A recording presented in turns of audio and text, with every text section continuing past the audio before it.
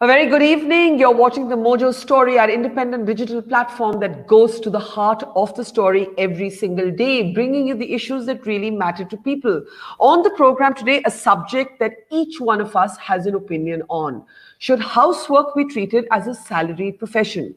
Our instinct would be to say yes, yet this debate has been ongoing for decades. And as feminists, we might ask, whether this is a debate that is only for women. Isn't it about time that this is a debate and a question for everyone, women and men alike?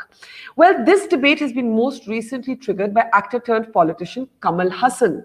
Ahead of the Tamil Nadu elections, Kamal Haasan basically announced his party manifesto and set the cat among the pigeons by saying that his party was, among many other incentives, going to ensure that homemakers would get bang for their buck. In other words, money for all the work that they put in.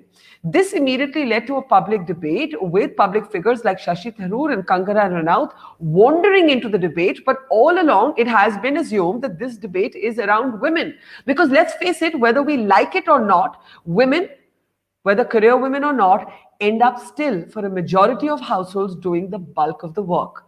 Is this proposal to put a monetary value on housework a much awaited, much delayed policy whose time has come? Or is it a policy that will further institutionalize and stereotype the role of women as homemakers, further de incentivizing them from going out and seeking a career as well? Let's introduce on the program today our panel, very interesting set of women. We're joined on the program by Amrit Brar. Amrit Brar has been a senior police officer and it would be great to hear her perspective on this subject. We're also joined on the program by Mitali Nikore, who's written a piece saying, no, Kamal Haasan, your proposal does not address the root of the problem. And we'll understand from her why she actually thinks that. And we're also joined on the program by Mrinalini Deshmukh. Mrinalini Deshmukh is one of our best known lawyers based out of Mumbai, and she's going to tell us in a moment from now what her take is on this program. And I'm seeing joining in Ranjana Kumari, one of our best known feminist activists, who's also joining the program to talk about whether homemakers need to be treated as career professionals. Now, this is not a debate that is, of course, peculiar to India. This is a debate that is, in fact, global, right? And let's, in fact, bring in the conversation and start straight away on this program today. Let me start with you, Ranjana. You know, intuitively, everyone would want to place a value on the price of women and the work they do at home or outside the home. But the problem is, the moment you solidify something like this, it's assumed that only women do housework. How do you respond? Well, most important thing is to look at household work as work, and also to, in some sense, the economy of household work needs to be enumerated, needs to be put into the overall understanding of our economy, and of course GDP and all the other indicators of economy. But the most important part is at the moment that people are talking about this work in terms of two aspects to it. One, of course, the actual work, which an actual number of hours of work. When you do the timeline studies, you look at how many hours women spend on that work, and drudgery of that work, which cannot be calculated by just looking at women's work. But your question is indicating that the work is not done just by women. This work is done, but when you look at the Indian society, when you look at where we belong, I think majority, I would say up to 98% work when it comes to household work, chores are done by women. And also in the agriculture sector, it's not only talking about urban household or middle class household or working people's household, but also in terms of rural household. Majority of the work which is home-based work, or work for maintaining a home or maintaining the members of home in terms of their care and nurturing, then it's done by women.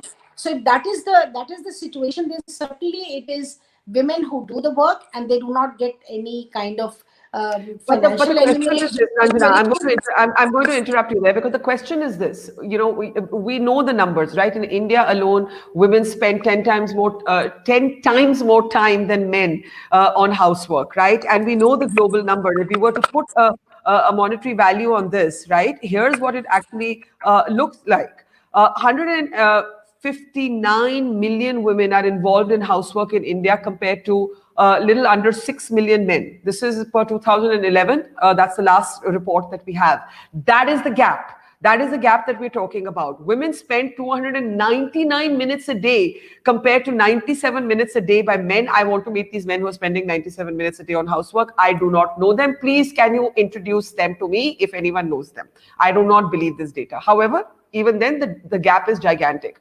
Homemakers contribute 13% to the global GDP, says the United Nations. In other words, if you were to put money on it, you would be adding 13% to global GDP. Yet, as a feminist, I must say that I am disturbed by what intuitively I want to support, because it seems to me that we are forever going to be discouraging women from coming into the workforce. And I still define the workforce as something that happens outside of the home. Ranjana, do you share my apprehension? And then I'll put the same question for the rest of the panel.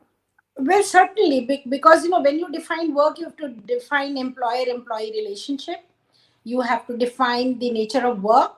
You have to define the, of course, value of work, because that's where I'm sure economists are there on your panel. Yeah. The value Yeah. of work. So, absolutely, this is what exactly I was going to answer your questions in one line, saying that since majority of the home support work or household work or is done by women, so certainly this question comes to only that women do that work. We cannot really consider men as doing that work, because such a minuscule number which men have reported that they do household work, and they do Yeah. it only in situations that women are not there. Maybe they're single father, maybe they're living alone. So those are the men who are not staying with the family and staying on their own in urban areas, that they do the household work.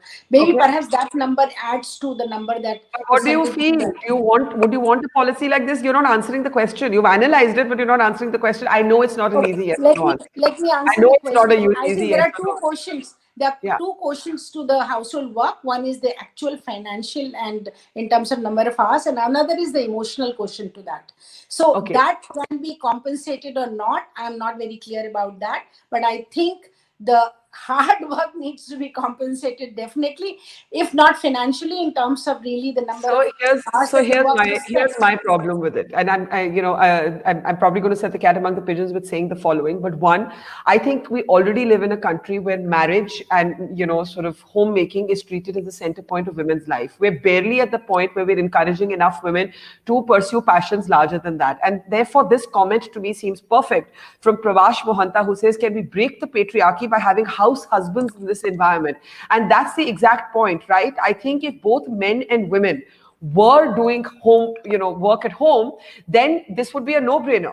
Let's put some value by the state on that work. The problem is, as the data shows us, Mitali, that this is still a job that is done mostly by women. And when we start saying, let's pay women for it, we may be encouraging more women to stay at home and discouraging them from stepping out of the house. Thanks a lot for having me on the show, Barkha, and a very good evening to all my co-panelists. So the op-ed that I wrote this morning came out, and the reason why I felt compelled to write it was exactly your thoughts, Barkha, exactly what you've been saying.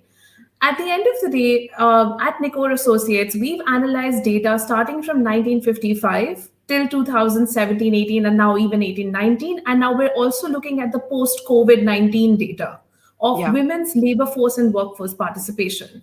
You will not be surprised to know that women's labor force participation hit a nadir in 2017-18. It was the lowest point since independence. I was And going to bring that up. I was going to bring that up that the female labor force participation has actually fallen from 31.2% to under 24%. What does this mean, our audience? It means fewer women in India are working than before. So you think your country is progressing, but it is actually regressing. It is what sociologists have called Sanskritization. Poorer women are working in greater exactly. numbers than middle class and upper middle class women. Go ahead, Mitali. Yeah. So, in this context, and especially with COVID, what we've also seen is that the labor force for women has contracted much more than men.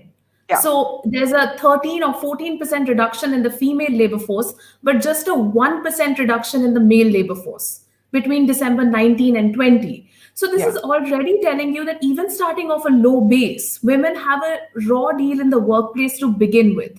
Now, on top of that, if you're going to reinforce through a policy that no, for housework, we are only going to pay women, then that's going to sort of disincentivize them from going out, especially in light of mobility restrictions and social norms. Even today, if you look at the NFHS data, which has come out, about 50% of women need a permission from their husband or husband's family to go to a market less than 5 kilometers from their house.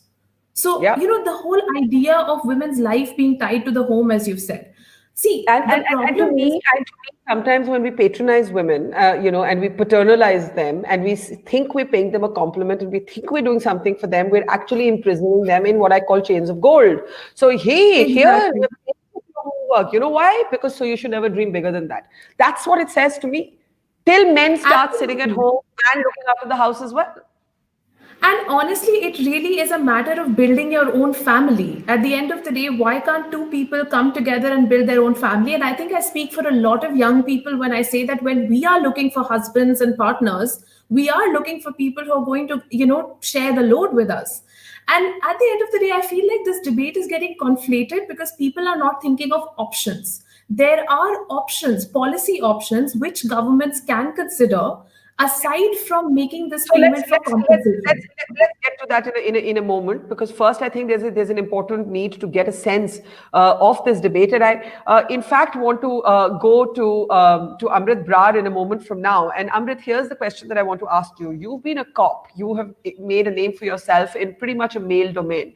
But what happens to even women who are shattering the glass ceiling is that not everybody has equality at home. So you manage to get equality at work, but you don't actually manage to get equality at home.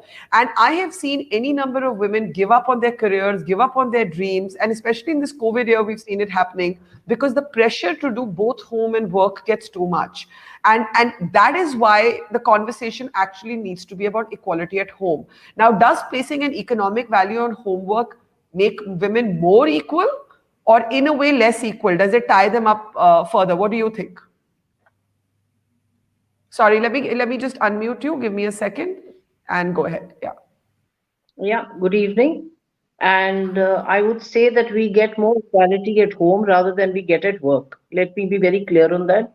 It's a male domain, and it is a very feudalistic society, as in, and you have to break through that. But whereas at home, if you're going to get paid for the little errands you do, I mean, I would rather be compensated with a hug from my child rather than be given some money for the work that I'm doing for him or her or my parents or my husband, children, whatever. This is, I mean, you just can't start paying people. And coming down in ages, women have been taking care of the house. They have been balancing their job, their profession, and the house pretty well. But I'm often not they saying can't, that, right?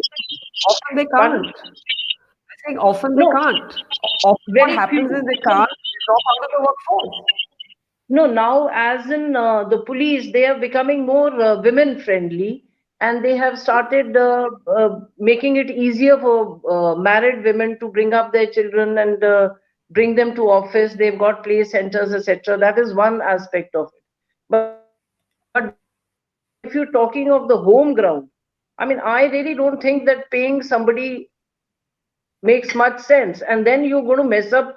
I mean, it's okay for a politician to announce and say that yes, we would like to pay women for their work, etc., etc. But then again, we are going to mess it up legally also. They'll have to start paying taxes on that. There'll be service tax. How much are you going to pay for what kind of a job they are going to be doing for you? I mean, then there is overtime. A woman, is she going to get up at night and be paid more for it? Because a woman's job at home is 24/7. You can't pay them.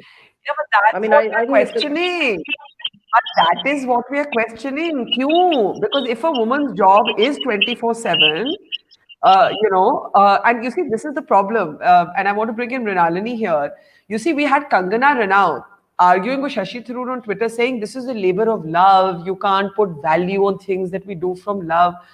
अरे आप पूछ के तो देखिए औरतों से कि क्या उनकी मतलब how broken and exhausted a woman is who doesn't have domestic help at home, who has had to in this past year juggle her job, her children, her husband who may not help at work, 40 other problems, the economy, how to put money on the table, how to put food on the table. Are we in danger, Mrinal, when Kangana calls it a labor of love, of romanticizing inequality at home? So at the outset, I think it is what you rightly said, it's romanticizing the inequality at home. But having said this, I'm of the particular view that the home work that is done by a lady, okay, let's talk about ladies first, that cannot be compensated in terms of money, because I feel that's a priceless thing that she's doing. And I really would not like to be sort of if I'm a homemaker, to be paid X for cooking and Y for cleaning and so on and so forth, because it's a home, it's not anything else. That is point number one. Secondly, and more importantly, I think what is required, Barkha, in this kind of situations is the dignity of the woman and the acceptance of her contribution, that she is the person on which this whole house rests, has to be accepted and acknowledged by the men who are there in the house. And this dignity, according to me, can only be maintained if she is provided financially, not by making payments to her, but by securing her financially. Let's look at a case where the lady is a complete homemaker and she's not working outside for whatever reason. Now, such a lady, instead of being paid a salary or being paid a stipend as been suggested, what could be done is that there could be an asset created for her by the husband, or she could be made a joint holder in the apartment, in his investments. That will give her better dignity, and then she does not have to depend upon her husband for even the running the house or doing such chores which are there. But paying for jobs done, no, I'm not for it at all. And I think this is for the dignity of the woman and not for anything else, but provide for her. Now, right, I'll tell you, Barkha, a very simple example. Why have managed you? I'm sorry, I love you all, I respect you all, but other than Mitali, and there's a generational gap obviously in this conversation, and that's fine. None of you are talking about the need for men to be homemakers. None of you are.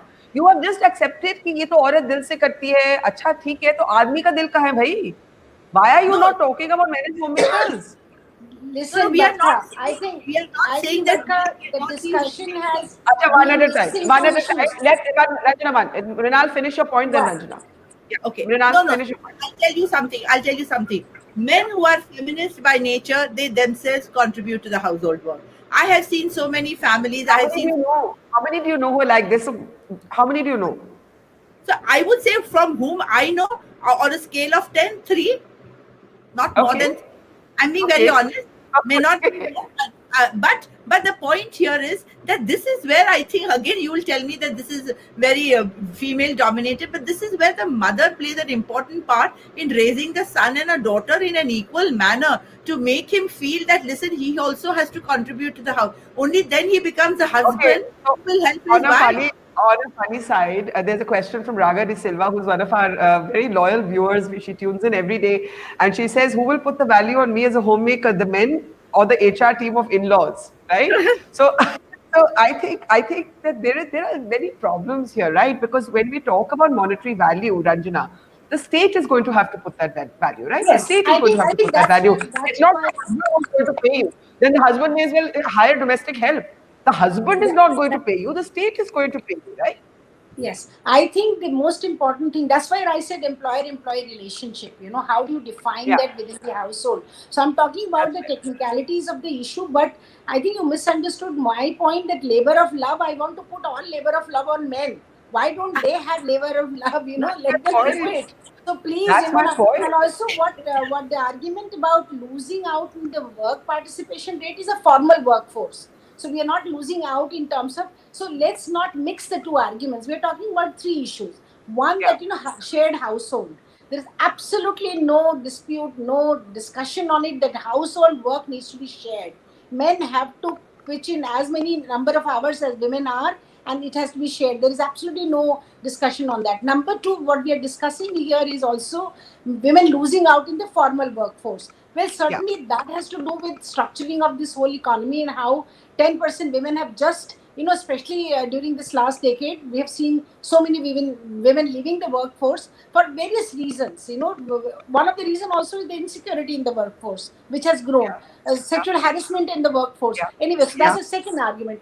Third argument that we are at the moment: should household work be considered as a profession, and should there be a kind of salary assigned to each work? Washing clothes, cooking, Yeah. cleaning, all those kind of work, should there be? Certainly there is a whole there are so many timeline studies, as I mentioned, which are saying that there has to be economic value of all these work, but who will pay to whom, and how will we ensure? And if state starts paying, that where will all these resources be mobilized by the state, unless they acknowledge that work as contribution to the GDP or to the economy? If that is, Right. and that's when the first step will have to be taken, I think that the we real have to study, start. and we were talking about this morning while planning this show, and our producer Muskan actually brought up the example of Venezuela, where she said that there is a concept of women being placed for the work they do at home, but what we do not know is whether this actually translates into an increased female labor force participation, or it in fact keeps more women at home. Now, we have a comment from Jehan who says, "My dad and mom both work and have always shared the workload. But it's true that when it's too much, they hired workers. But the general rule was that my dad did all the outside running and my mom did everything inside the house." Now, Mithali, there are two ways of looking at this. One, that this is a division of labor, and the other is that the division is along stereotypical lines. And, our advertisements for a long time, Mithali, have reflected this stereotype, right? They have reflected that superwoman who's, I love bringing us this example of the woman in the boardroom. The lighting on her is perfect. Her sari or her pantsuit is perfectly ironed. She generally has a string of pearls. And then the sunlight is filtering in through her large windows. And she's in this wood paneled stockroom where she's discussing boardroom. And then she'll get a phone call from the house and she'll tell the cook, कि आज मटर paneer banana, and this is supposed to be some superwoman, and in the guise of this compliment you've actually basically screwed over this woman because you made sure that she doesn't have any respite. Now, this romanticism I have a huge problem, and you need to unmute yourself before you respond. Go ahead. No, I completely agree with you. In fact, I think at the end of the day, when we consider this policy particularly, right, when we are thinking about the government compensating home workers, there are huge amount of inclusion and exclusion errors. Because at the end of the day, government scarce resources should be reserved for the poorest members of the society and the low income groups. Now, you have a number of women who are working in low income groups. Are they going to be compensated? No, they will be excluded. On the other hand, through a universal policy, you might actually have a situation where women who probably don't need government's financial assistance are still being paid because they would be wrongfully, in that sense, included.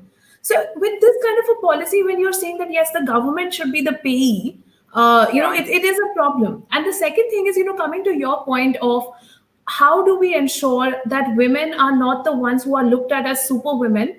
At the end of the day, that social messaging and attitudinal change through role models is extremely important.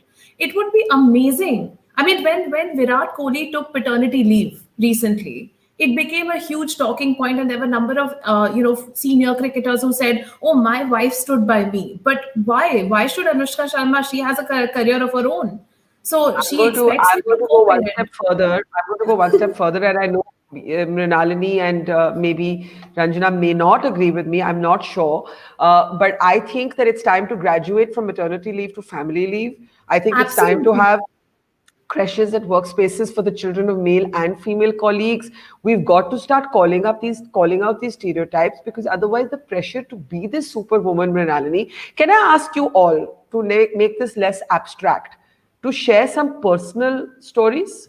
Mrinalini, if we can get you to share a personal story of how you've had to juggle work and home, the pressures you've had to face. Have there been moments when it's got too much for you? I think this conversation will become real if we actually talk about ourselves. So go If ahead. I, so yeah, Barkha, if I say talk about myself, today I'm a lawyer who's working, but I don't know, many of you may know that I had taken a sabbatical for 15 years because 15 I was years. one One five. five. Wow, I didn't know that. 15 years because I wanted to raise my kids. Now, the situation is that somebody would say, oh, she's compromised on her career because she's taken a 15-year sabbatical. But this was something which I wanted to do as a mother.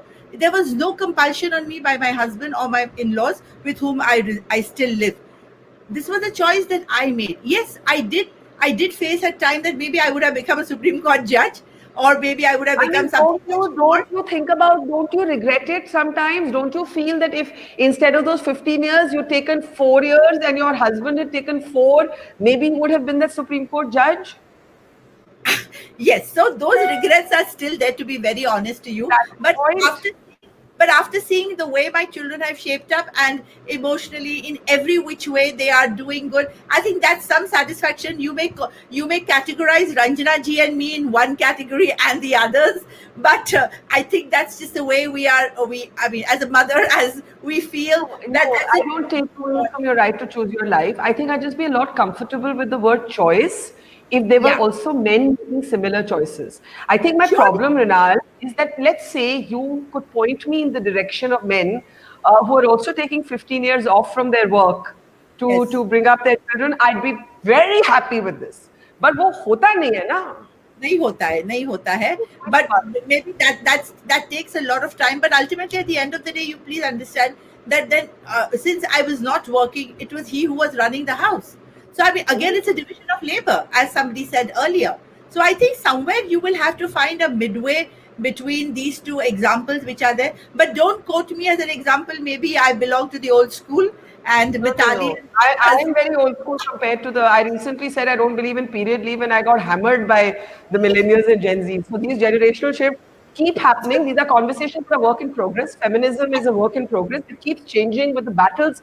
Every generation has priority battles to fight, right? I think that's what we have to remember. Every generation has a set of priority battles it's fighting. Now, we've got a lovely comment on the screen before I come to Amrit, and it's from a guy. We need to basically recognize that domestic work has some value. It cannot be justified on the cult of femininity. The essentialism of women and as mother and wife is the root cause of their deprivation. I love this, Mohit Gupta, whoever you are. Please, I think you're a feminist man, and bless you, because this is the hub of the debate. This is the hub of the debate, Amrit, that we have to. It's one thing to say, please put money on domestic work, and it's another thing to say that only women are meant for that work. Amrit. Went for that work, but they love to do it. I won't But want they to be don't love paid. it. I don't love it. I hate it. There's no they. I hate it. Pardon? ये कोई they नहीं है that all women love housework. I hate it. Not all women love it, but then the very fabric of a house, like it was just said, is that it all is on a woman. Men are not that efficient as you and I would think to bring up children. They don't have it in I like them. They're I like insensitive. They're very insensitive. And women do a much better this thing, but you can't put a price on it. That's not right. And So nowhere in you the are, world has anyone put up a price for women doing domestic. I mean, not domestic. I won't call it domestic. Work, doing so housework, Amrit, and you that agree with is Kangana, Amrit? You yes, agree with Kangana? yes, You yes, do. I Okay. do Okay. wholeheartedly.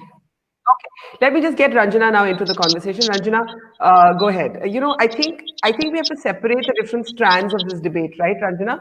And the strands of the debate are as follows: should we be do the bulk of women have to do housework without any recognition or reward? Yes. Therefore, is our instinct to say they should be value on them? Yes. They should not have to ask their partners कि इस महीने का हमें खर्चा के लिए पैसे दे दो, as so many women still have to do. Uh, and financial autonomy is a big point. So, I'd be happy with the state putting something directly in the bank accounts of women who are not in the formal workforce. But I'm still terribly bothered by the gendering of this role. Okay, Barkha, the question is to me, isn't it? Yes, Because go you ahead. sound No, Ranjana, if you can hear me, take the question. throughout. He's a regular time coming in and going out, the internet. Okay, so let me, Mohit, of course, I know Mohit Gupta well, and I think that he's just put the question in a right perspective, because this is not feminine, the division of labor is fine, but as long as it is strictly on the masculine and feminine division of work, then the problem starts. Domestic work is not a choice for women. Domestic work is not, you don't choose to do. You are pushed to do that work, and whether you are well, unwell, whatever may happen to yourself, your body, your emotions, you've got to do that work. And that's where the whole choice, and that becomes a feminine work. Now, let me give you just a very small example of nursery school class, 4-year-old child's book, where a carpenter is a man, a doctor is a man, so a person who is coming to a gardener is a man, a driver is a man. Everybody who's shown doing work as a masculine division of labor is a man. And then nowhere they have said who helps you. They have nowhere said that a mother who's cooking, mother is cooking all the time in the kitchen. Or so this is the kind of perception that gets built about homework. That is not work which helps you, but all the other people, all the men who are doing the work is helping you, and that's they're there to do this work. And so a child says, girls cannot be doctors, girls can be nurses, but the boys can be the doctors, because the 4-year-old is seeing all the time a man who is a doctor. So I think this is something where the household work will have to be step one, given the recognition of work. That's a big, many miles to walk we have to give. Can I summarize your position? Yes. We all want domestic work to be recognized. We all want monetary value to be placed on it. We all recognize that the majority of that role is performed by women. But on the last point, we disagree, where Amrit and Rinal think that that comes more organically to women. And I would argue that it is completely social conditioning. It is the gendering of roles. And many women are rejecting these roles, which is why you'll find, at least in privileged circles, fewer women today wanting to get married, fewer women interested in domesticity, whereas men haven't caught up yet.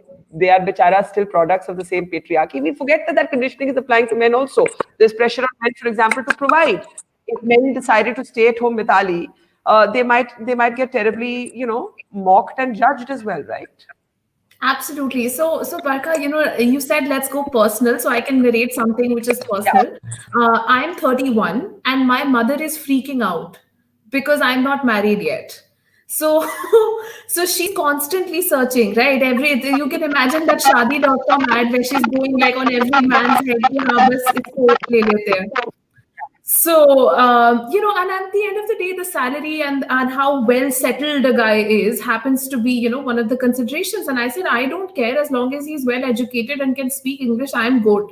But he has to do half the housework. That is my condition.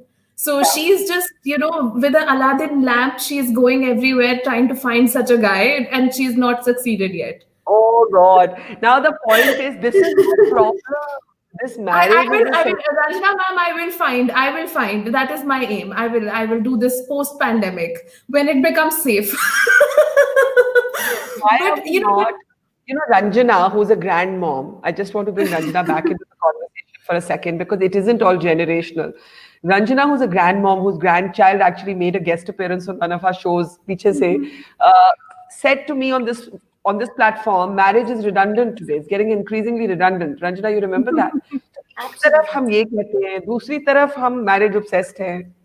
It's a very contradictory. कम से कम जो लड़कियां अभी, at least the families, she should not worry at all about getting married. I think marriage is redundant, because what is important is to have a life and a career and your own dream to be fulfilled. And I can tell you that marriage becomes the biggest barrier in that. I mean, you can one after the other. I mean, maybe happily we took 16-year leave, or maybe somebody is saying that, okay, cooking for my grandchild or my son is to get a big hug. But no, I think cooking is drudgery. Cooking is pleasure for when you do it as a profession. Washing clothes and drying them and ironing them is a drudgery.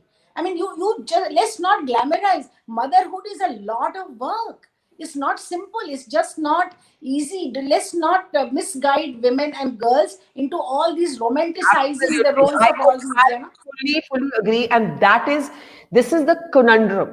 On one hand, the drudgery is a reality of millions of women, and therefore the instinct is to say put value, place value on them. On the other hand, the romanticism, we're going to now accept homemaking as a career choice.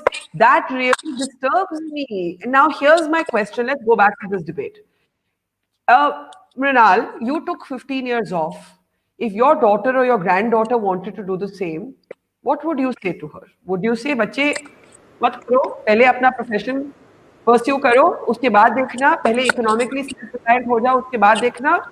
Or would you say कि मैंने 15 साल of लिए थे, तुम भी ले लो? The reason I ask this is because we must recognize that the sacrifices of women before us made it possible for us. I keep having this fight with younger women. There is no cognizance, no acknowledgement of what women have before us in every generation have had to go through.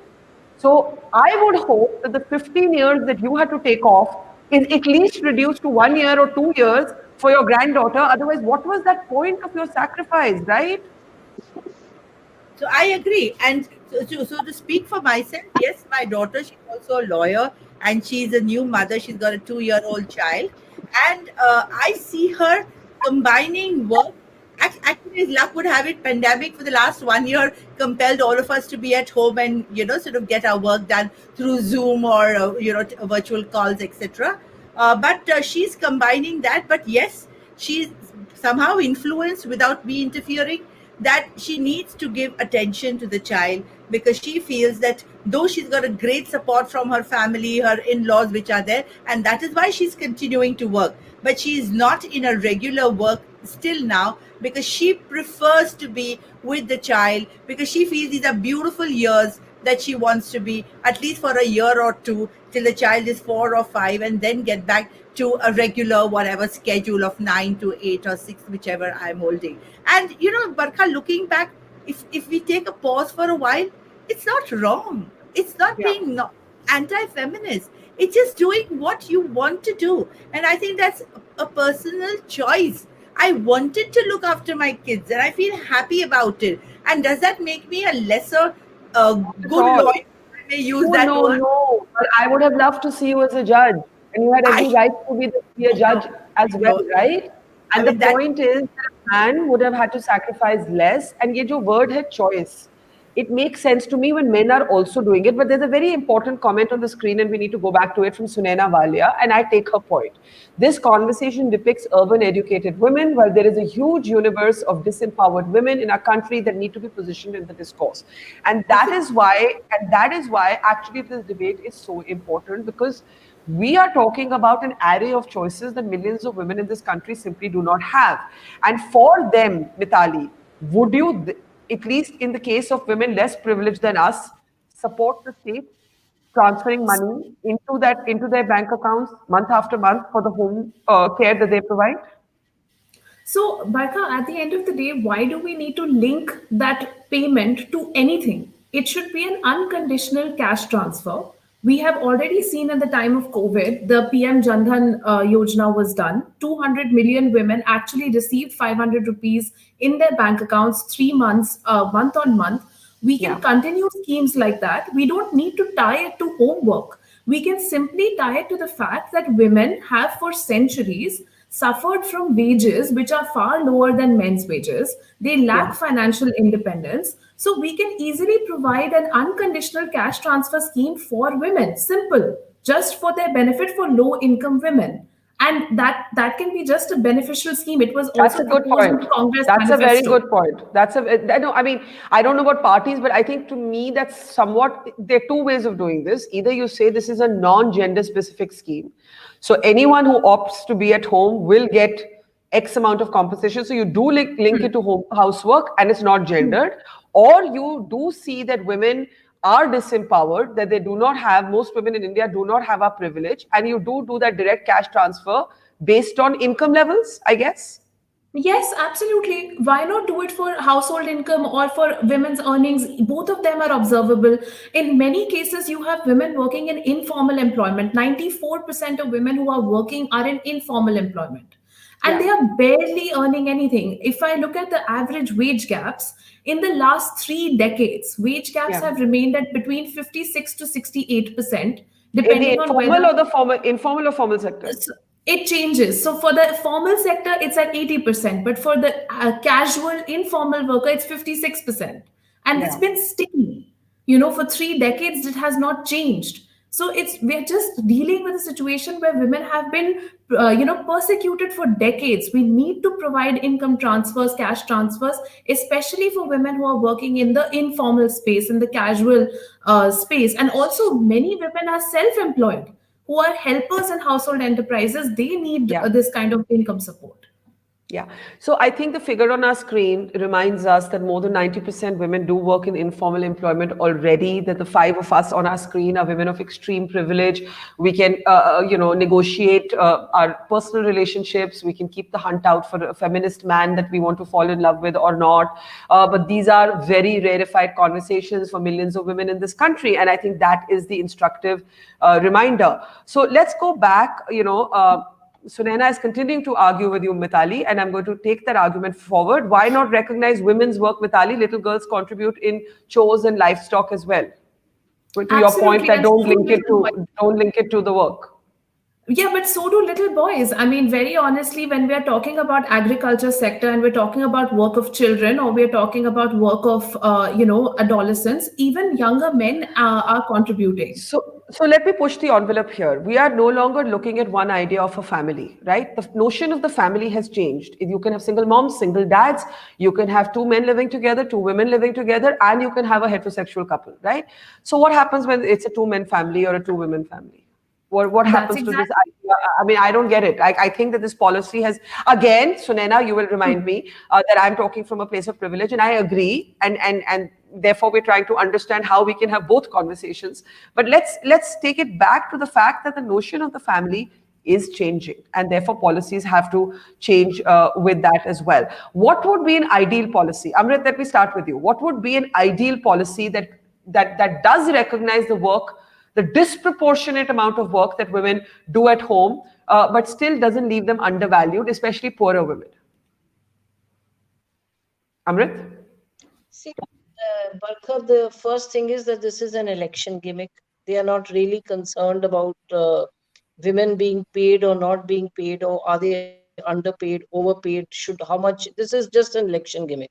Once the election Okay. is over, they are going to forget. Second is that money can be transferred into their banks directly. That is also perfect. But to generalize this, like what the whole debate that we have been on, is definitely only for urban and working women. 99% of the poorer sector of women, Yeah. they need bank transfers. But aren't we encouraging again by putting money in their banks for not working at all?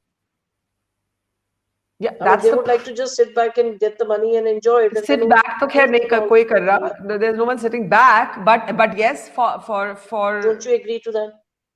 no, I think it depends on the Can you hear class. me? Yeah, I can. And I'm answering you by saying, Amrit, I'm just going to put you on mute while I answer you because the connection to you isn't great. Your But I'm voice is answering. not audible at all. Cannot Yeah, hear. yeah, we'll try and fix the connection to you. But let me just answer you for a second. I'm answering Amrit's question by I saying, can't hear you yeah, at all. one second, Amrit. We're fixing the line to you. Let me put you on mute till we fix the line to you, and let me just make my point. And my point is the following: that Voice is not audible at all. yes, Amrit. Let Okay, me I have make lost up. your voice. Okay, let's try and reconnect you. And in a second, we'll bring you back. The point that I'm actually trying to make is the following, right? The point I'm trying to make is that it depends on the socio-economic status of the woman that you're talking about, and you cannot club all of us into the same group. So I don't think that the poorer woman or the working class woman even, or the lower income group woman is sitting at home कि उसको पैसा मिल रहा है. But does it further disincentivize families who are already putting pressure on women? पहले शादी कर लो, पहले बच्चे कर लो, from stepping out to work. Families will start turning around and saying, oh, you're getting this money in your bank anyway. Why do you have to do this? That is my real concern. Now we need to start taking final comments. Mrinal, let's start with you. What's a policy that you'd be comfortable with?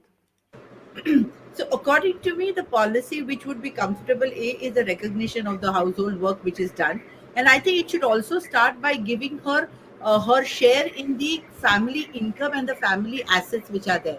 Now, as far as the government giving anything over and above that could be a bonus, as the panelist said, that this is more of an election sort of trick that is going on, and probably it may not see the end of the day as she probably feels. But the point that is very important is recognition of a homemaker in the society, in the economy which is there, and recognition of her work by the family members by making provision. Because I have so many cases which come to me as a lawyer where the woman is a homemaker is so completely dependent financially on her husband, and she has to go to him for every small thing. Or there may be some nasty people who want to have receipts and bills, and why are you doing this and why are you doing that. I want that dignity to be maintained for the woman in the house by making it mandatory that once she is married, and that means she should have equal rights, or at least substantial rights, in the Yeah. assets of the family of her own. Is a better way of looking at it, rather than government putting in 10,000, 5,000 for me in a bank account.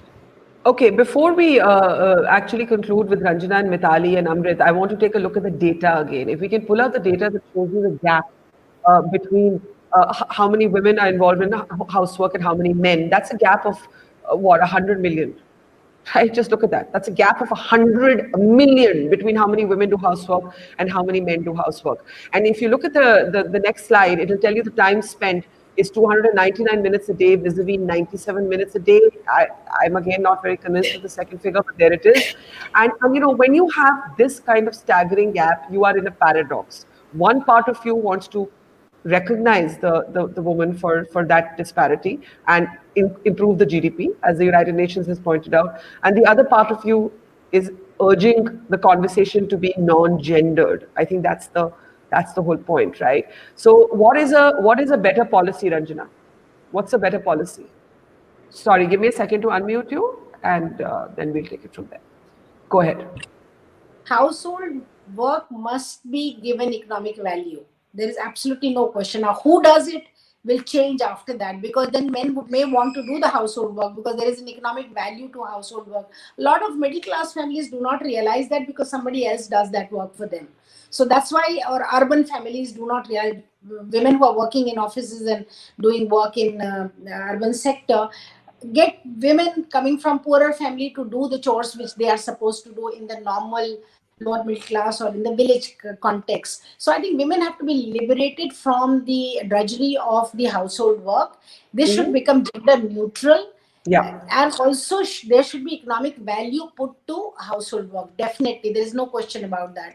Now, who is going to pay and how the money will come to pay for it is the next step. When they, if you can do direct bank transfer for many other kinds of things, we can also agree on, in case the recognition is given. First is a huge battle going on for over 4 decades, at least in my life, to get it a recognition that there is an economic value to household work. I think you've summarized it perfectly, at least in a way that I can agree with it, that economic value for housework is definitely needed and necessary, but that if we can degender this conversation, then that might be the best way forward. Without any closing comments. Just unmute yourself. Yeah, thank you. So I think we've talked about a lot of things. The one thing we haven't talked about is investing in care work services. So there was a study by the OECD, which was done a couple of years ago for some European economies, which actually holds a lot of lessons for us here today. Why can't we have more state-sponsored and say NGO run or PPP, public-private partnership basis, care work services, affordable childcare centers, affordable elderly care facilities, affordable disability care facilities? We need to invest in making a care work economy more formalized. If we do that, there'll be a number of jobs that are generated in that economy. Women can take up those jobs as well. They can be reservations also that, yes, we want more and more women to do those jobs. So, of course, summarizing, number one, unconditional cash transfer for women to, overall improve their financial independence. Number two, ungendered cash transfers for domestic work. And number three, investing more. I know a lot of MSMEs, medium and small enterprises, who cannot afford maternity leave. So they give the women contract work, so that they don't have to pay the maternity leave. You can even set up a fund for MSMEs so that maternity, paternity, family leave, shared parental leave can be subsidized by the state. So there are good ways of using state finances, but you have to structure the policy very, very well. Well, I think the one good thing that Kamal Haasan has done for us, coupled with Shashi Tharoor and Kangana Ranaut, is that it's shone a light on a conversation about roles at home, equality at home, vis-a-vis equality at work. And I think it's also important to remember that most women are actually, for example, just spending miles getting water, right? Just getting water for their homes. I mean, I'm looking at these images on our screen, and it's also important to remember that whether it's cattle, livestock, or just walking, sometimes just kilometers, and there's a whole sort of segment of people who are actually called water wives, where men in remote villages at one point used to marry women just so they had someone to ferry water home. So yes, we do speak from a place of privilege, but equally we need to convert that privilege into something meaningful in the larger public discourse. And the meaningful thing that we can offer is that by all means place an economic value on homemakers, but de-gender that conversation. We leave it there. Mrinalini, Ranjana, Mitali, and Amrit, whom sorry we couldn't reconnect to you. And to our audience, if you have a personal story that you'd like to share, please do write to us. All of our platforms are open for your stories, and we'll follow it up with what you have to say as well. Thank you for watching. See you tomorrow.